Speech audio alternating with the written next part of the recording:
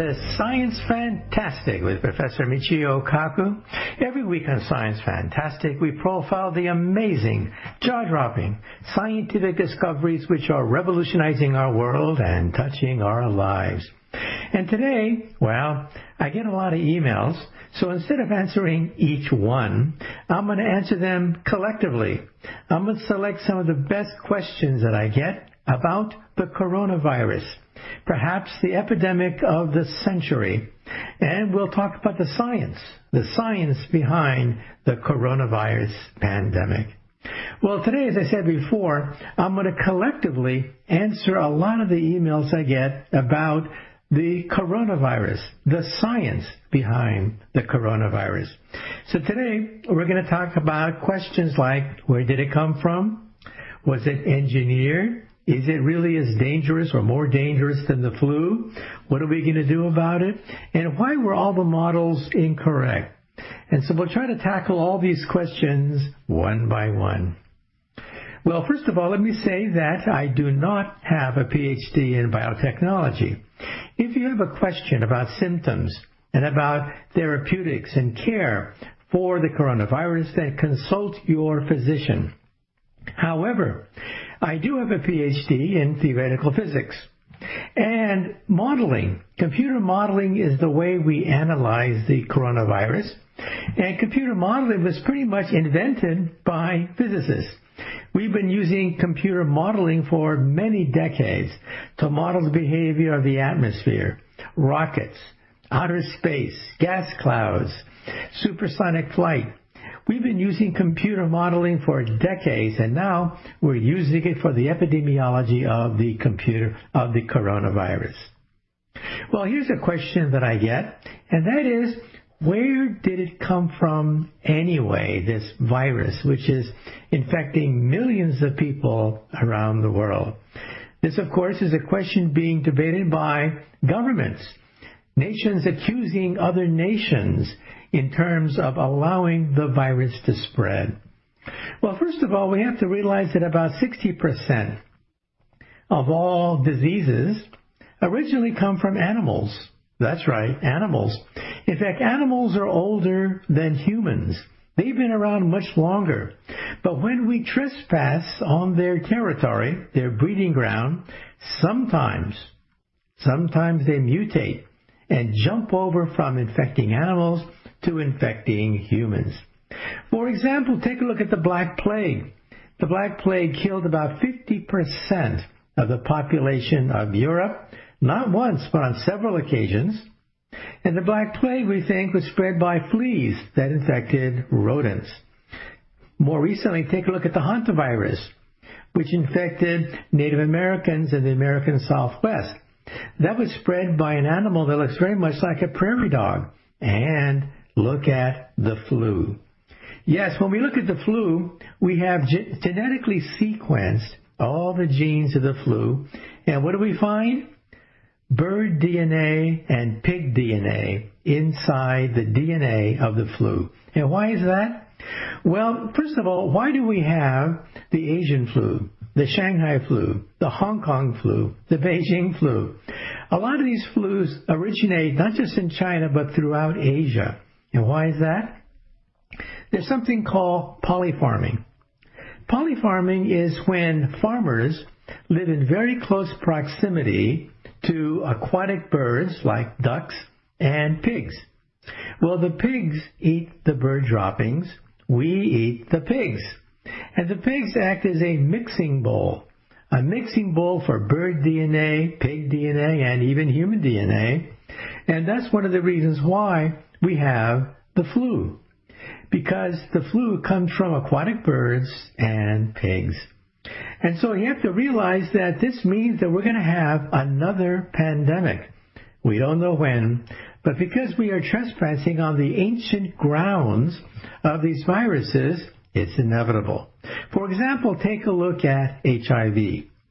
When you sequence the genes of HIV, AIDS, the AIDS virus, you find that it's pretty much identical to the SIV version, the simian version that infects chimpanzees.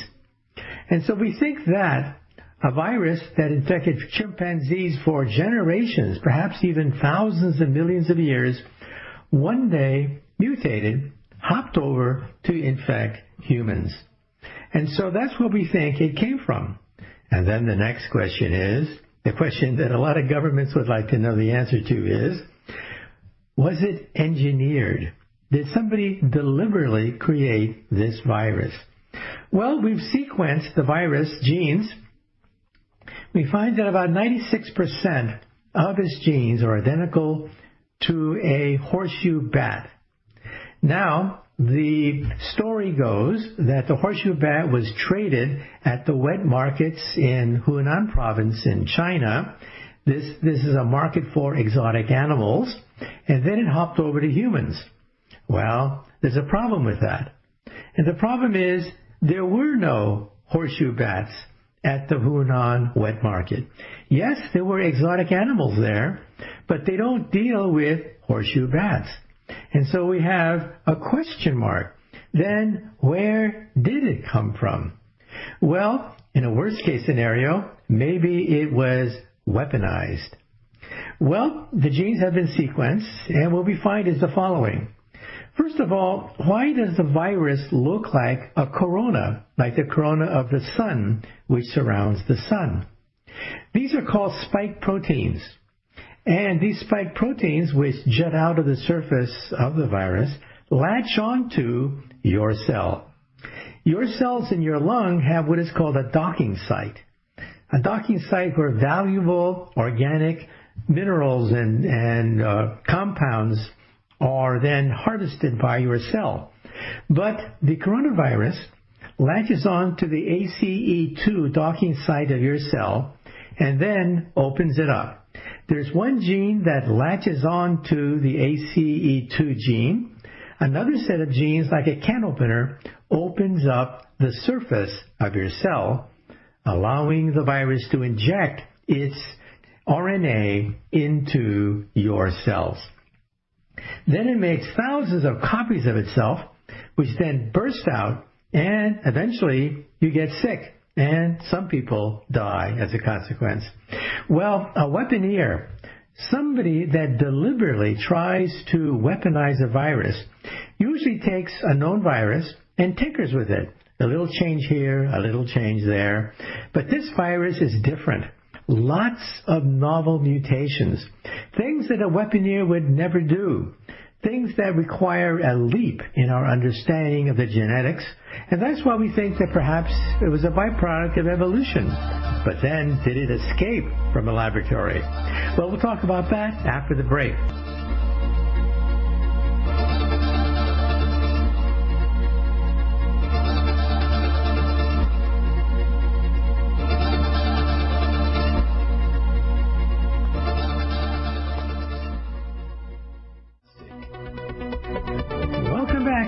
Science Fantastic with Professor Michio Kaku. In this hour, I'm going to answer a lot of the emails that I get about the coronavirus.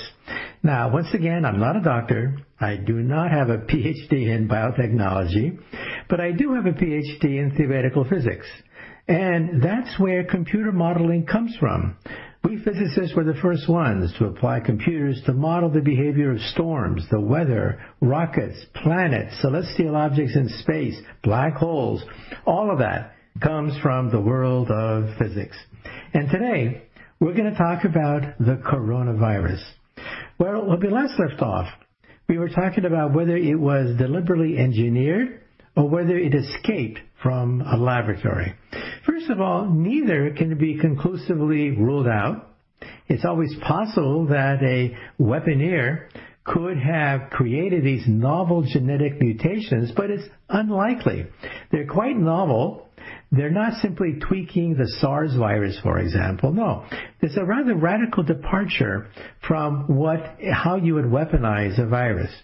But then the next question is, did it escape from a laboratory? Well, that is definitely possible, given the fact that the horseshoe bat, which is the source of over 96% of the genes of the coronavirus, the fact that the Hunan wet markets did not deal with horseshoe bats. So where did the horseshoe bat come from, if it didn't come from the wet markets in Hunan province? Well, there are two institutes of virology right there in Hunan, which is rather coincidental. We're talking about the epicenter of the virus and the fact that we have not one but two high-level virology institutes, one at bio-level safety level 4 and one at level 2. And there was even a notice posted on the web, since taken down months ago, saying that, well, perhaps something escaped from our laboratory. Well, did it escape? It's possible. It cannot be ruled out. In fact, we need more information. Unfortunately, the Chinese government has not been forthright in opening up their files. For example, we don't have samples of the virus that they were tinkering with back then in November and December of last year. So it's a big question mark. Some people say, no, it probably did not escape. It was probably a byproduct of evolution. But you can't rule out the fact that perhaps there were experiments being done on the horseshoe bat at either of these two virology institutes right outside the city of Hunan, which coincidentally is the epicenter of the pandemic. Next question I get in the email is, what's all this fuss about the virus, the coronavirus, the flu? Isn't the flu just as dangerous? Well, we can actually quantify a little bit the answer to that question. How dangerous is the coronavirus with respect to the flu? First of all, the fatality rate. The fatality rate of the ordinary flu is about 0.1%. So 0.1% of people who come down with the flu eventually die of it. Now, what percent is comparable to the coronavirus? It turns out that number has been changing. Recent studies done in New York, where I live, also in Santa Clara County, Los Angeles, and California, indicate that it's not as fatal as previously thought. However, its fatality rate is, we think, somewhere between 0.5% and 1%. In other words, it is still 5 to 10 times more lethal than the flu.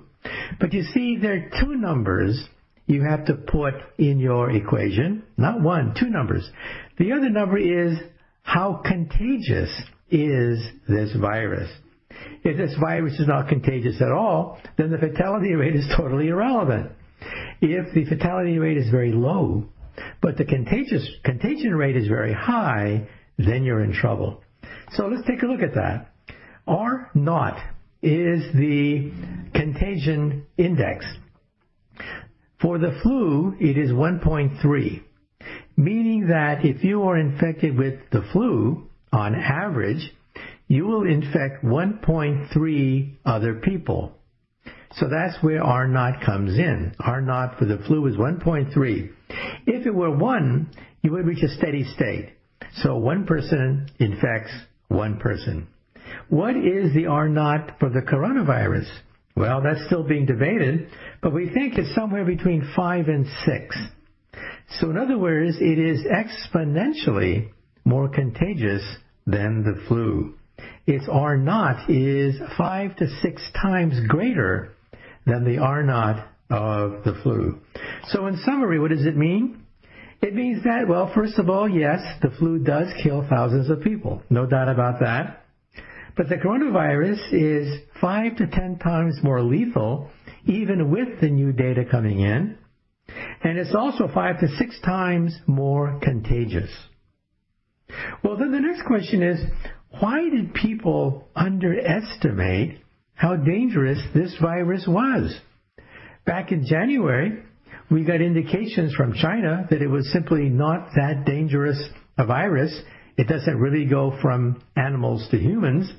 Now we realize that it's incredibly contagious. So what went wrong with the computer models? Well, computer models are actually quite good when you put in the inputs. However, there's a huge variable, and that is human behavior. It is almost impossible to quantify what humans will do in a crisis. And that's why some of these numbers are all over the place. So let's analyze the numbers carefully. Let's say, first of all, you do nothing. That's right, nothing. You just let it rip. You just let the virus infect everybody. Everybody goes out and plays, shakes hands, kisses people, whatever. If you do nothing, then because the fatality rate is between, well, let's say 1%, it means that approximately 3 million Americans will die. So that's the upper limit. That's where that number comes from. So if you just let the virus rip and do nothing, you have what is called herd immunity. Eventually, some people become immune to the disease, but at a price of, well, 1% of the population will die, about 3 million people. Now let's do the opposite. Let's assume that you have 100% perfect social distancing. Everybody takes precautions, and the virus is stopped in its tracks. Then what is the death toll after 3 weeks? The answer is 0. Because the virus has to spread from one generation to the next, or else it dies. It dies because either you get well or you die. So in other words, we can have computer models that are anywhere from 0 to 3 million. So how do you choose the best model? You have to model human behavior. And that is the sticking point. That's the reason why some of these models are all over the place, because people have a different assessment of how effective social distancing is. And that's why you cannot computerize human behavior. And so the problem with the computer models is not the computer model. The computer is fine. The problem is us. We are the ones who are the wild card. And that's why it's so difficult to get computer modeling somewhere between 0 deaths and 3 million deaths. Then the next question is, well, some people look at Sweden and they say, look, Sweden has no lockdown, hardly at all. It has a little bit of social distancing, but for the most part, things are quite normal in Sweden. So maybe we can do the same. Maybe we can just let it rip, just like in Sweden, and that's it. Well, when you start to analyze Sweden more carefully, you realize that there are problems. First of all, Sweden, like most Scandinavian countries, have a very low population and low tourism rate. I mean, how many times do you want to take a vacation, and instead of going to Paris, you wind up in Sweden? Not too often.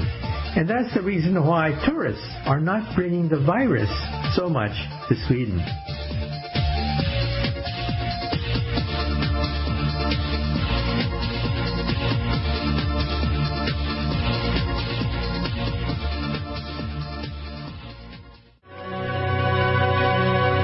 Back to Science Fantastic with Professor Michio Kaku. In this hour, I'm going to answer a lot of the emails that I get concerning the coronavirus, the science of the coronavirus.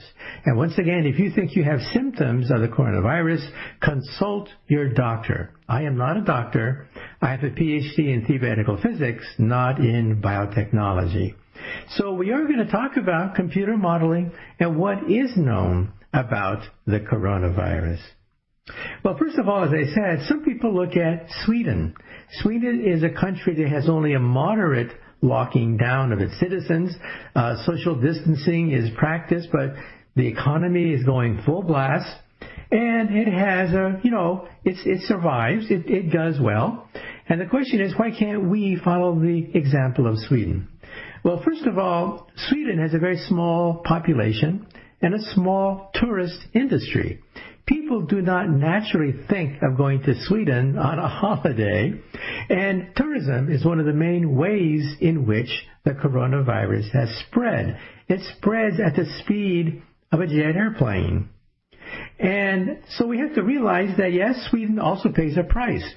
Its death rate is 6 times higher than the death rate for Norway and other Scandinavian countries.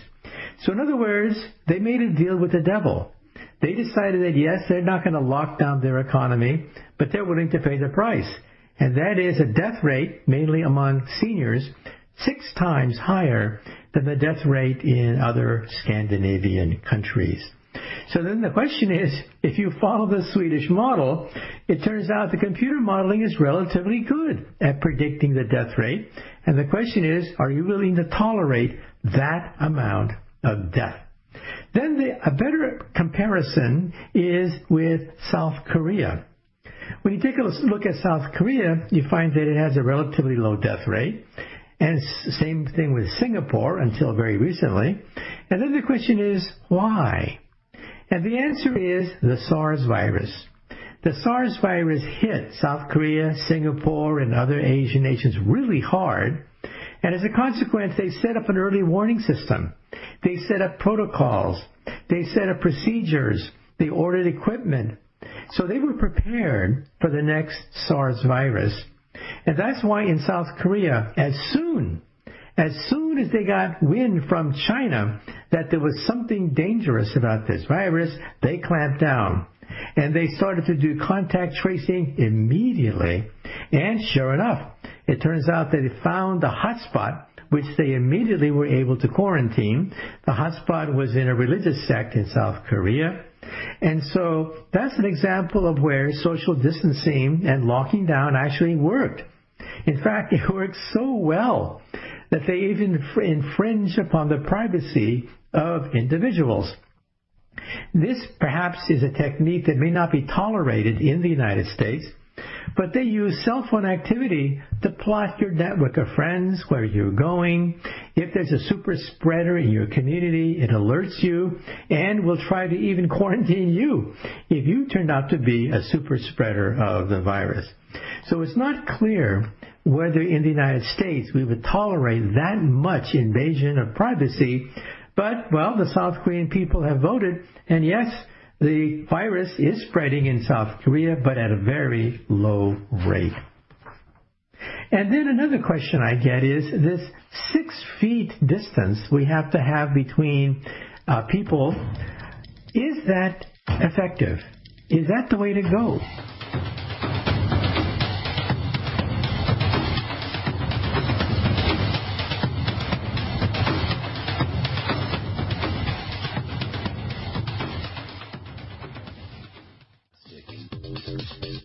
Welcome back to Science Fantastic with Professor Michio Kaku. In this hour, I'm going to answer some of your questions about the science behind the coronavirus, and I'll take questions one by one. Another question I get is this 6-foot distance that we have to spread between individuals. How effective is that? Well, time and again, scientists have underestimated how lethal and contagious this virus is, and there's a debate among scientists about that 6-foot distance. First of all, when you sneeze, a lot of the droplets fall to the floor within around 6 feet. So unless you sneeze in the air, high up over people's head, unless you do that, for the most part, the water droplets fall to the ground within a radius of about 6 feet. However, here's the question. What about aerosols?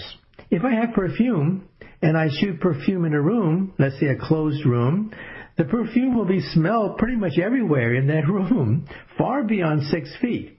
These are aerosols. Aerosols are tiny droplets suspended in air that could be the size of a blood cell, for example. They could be that small. And it turns out that, yes, the coronavirus can indeed spread by aerosols, but not by much. When you go to a hospital in China where there was a rampant amount of coronavirus, and you analyze the air outside the hotel room, scientists were shocked to find that, yes, you could find evidence of the coronavirus outside the room of somebody who was infected by the virus. Now, that doesn't mean that these virus particles were active. Maybe they were inactive and dead. We don't know. All we know is that, yes, the virus can, in principle, spread beyond 6 feet. And you should also, when you meet people, keep a distance. but also don't talk to them for too long. The longer you are exposed to somebody with the virus, the higher the chances you will come down. In fact, I saw one recommendation that 15 minutes, you really should not spend any more than about 15 minutes in the company of other individuals. And again, look at the data. There was one case in Korea where there was a bridge club, and one woman infected the entire bridge club. Well, scientists know the position where everyone sat in that bridge club game. They know the distance, and they pretty much reconstructed what happened at that bridge game, and they found out that she infected people as far away as 15 feet. So in other words, yes, 3 feet is a ballpark figure, but if you can, I would distance yourself even farther than just 6 feet. Then the next is therapeutics. What happens if we don't get a vaccine soon? We'll have to rely on therapeutics. Now, if I had a chance to choose the therapeutics that I could get, I would choose the following. I would choose one, antibody plasma therapy. This has been known for 100 years, ever since the flu epidemic of 1918. You basically take the blood of somebody who survived the epidemic and has antibodies built up in their blood to fight the virus. You extract out the plasma from the blood and then inject the plasma into somebody who's suffering from the coronavirus. And it works. It's not a cure. It will reduce the severity of symptoms, but hey, it's better than dying. Now, the second therapeutic, which is actually being recommended by the FDA, is remdesivir. Remdesivir is an antiviral. It was actually perfected against the Ebola virus and turned out to be only moderately useful against the Ebola virus. And it's been sitting on a shelf for many years, and they tried it against the coronavirus, and it does shorten the days you are on a ventilator from 15 days to 11 days. Now, you may say to yourself, that's not much.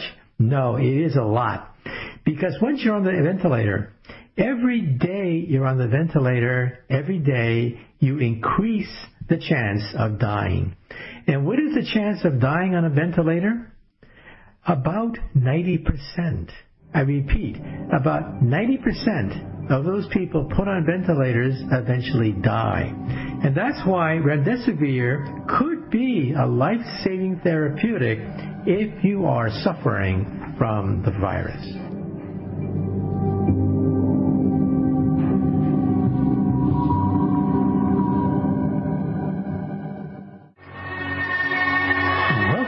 To Science Fantastic with Professor Michio Kaku. In this hour, I'm taking your questions about the coronavirus. And once again, if you think you have symptoms of the coronavirus, then of course call your physician. I am not a doctor, but I am a PhD in theoretical physics, and we're the ones who pretty much invented computer modeling. Well, as I mentioned, there are several therapeutics which are not cures, but which show enormous promise in the hospitals. First is the antibody plasma therapy, where you inject the plasma extracted from the blood of previous patients who had the virus and survived and have antibodies in their blood that can fight off the coronavirus. That technique is 100 years old. Then there's remdesivir, which is an antiviral actually perfected against the Ebola virus, which turned out to be only moderately successful, but it does shorten the time that you are on a ventilator, and that could save your life. And the third therapeutic that is much more speculative is BCG. It turns out that BCG is used against tuberculosis, which is caused by a bacterium, not a virus at all. But for reasons we don't understand, BCG seems to work for other viruses. Now, that's not the way it was supposed to be, but you cannot argue with results. And in Asia, for example, tuberculosis was more common, so a whole generation of Asians have already been inoculated by BCG, but not in the United States, because tuberculosis is not such a widespread problem in the United States. So that's another therapeutics. And as time goes by, well, 50 therapeutics are being analyzed right now, and perhaps we'll have more lines of defense. Then the next question is, what about a vaccine? Well, sometimes vaccines don't work.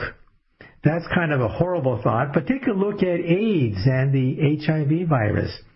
It's been decades since the world was ravaged by HIV, and we still, even today, after millions of dollars being spent, we do not have a vaccine against HIV. And why is that?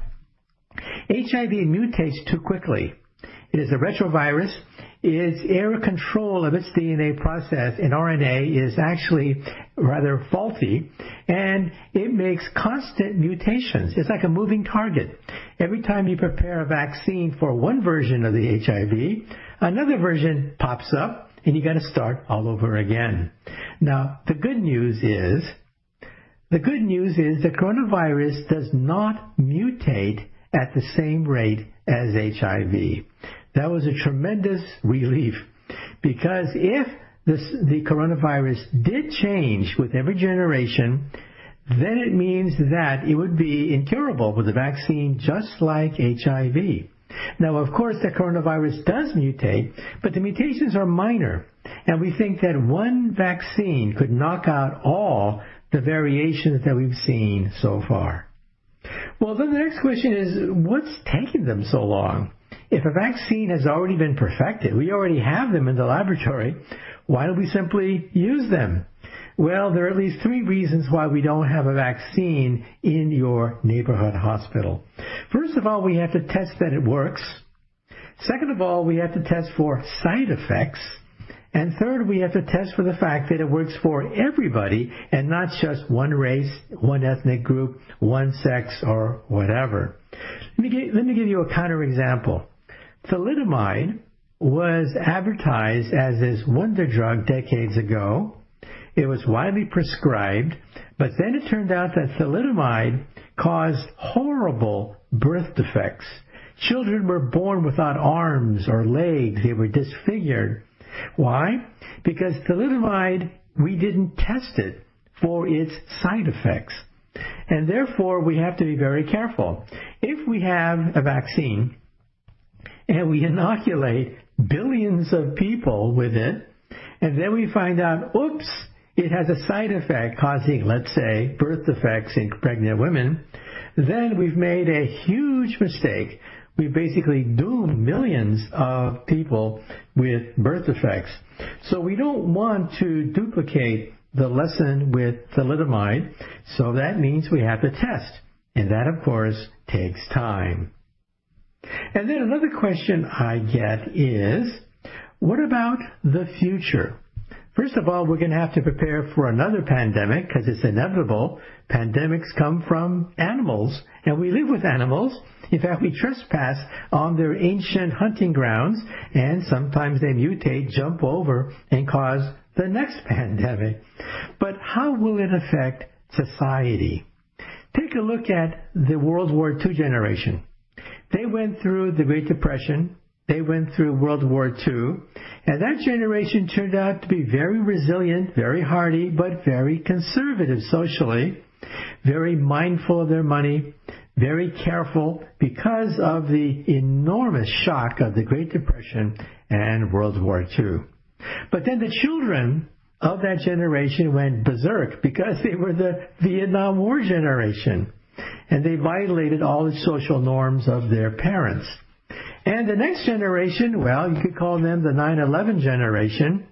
And the 9/11 generation is much more cautious about personal security. For example, getting on an airplane, we don't mind the fact that we have to wait in these lines to get on the airplane because, hey, better to wait than be blown up off the ground once your airplane takes off with a bomb on it. And so we live with that. And so we're going to have to live with certain restrictions from the coronavirus. In other words, we won't be able to shake hands, we won't be able to kiss each other on the cheeks, and what other social norms are going to be changed with the next generation?